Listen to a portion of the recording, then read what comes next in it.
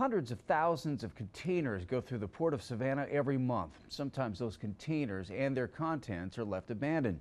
Now more than $1 million in abandoned goods will be going for a good cause. In tonight's 3 on Your Side community report, tmach has more on how local and federal leaders work together to make it happen.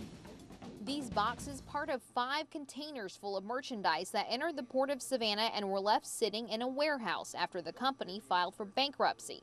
All of it left for U.S. Customs and Border Protection to deal with. Our agency asked us to look around in our general order warehouses to see if we had any merchandise that was scheduled to be sent to auction, if any of these goods were usable in our communities. The result, more than 200,000 pieces of bedding, 10,000 shirts, and 200 bathrobes will go to Savannah neighbors in need.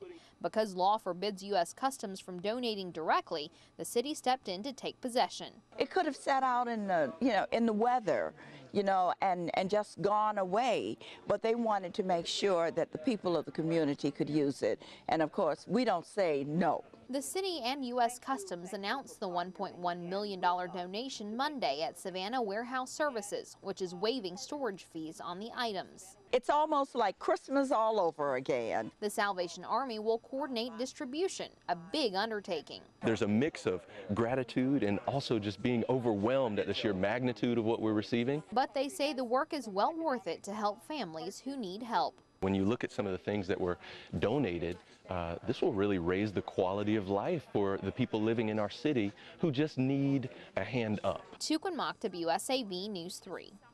The Salvation Army says companies have already stepped in to help transport and store those items. They'll be working on a distribution plan over the next couple of weeks so they can get the donations to other community groups.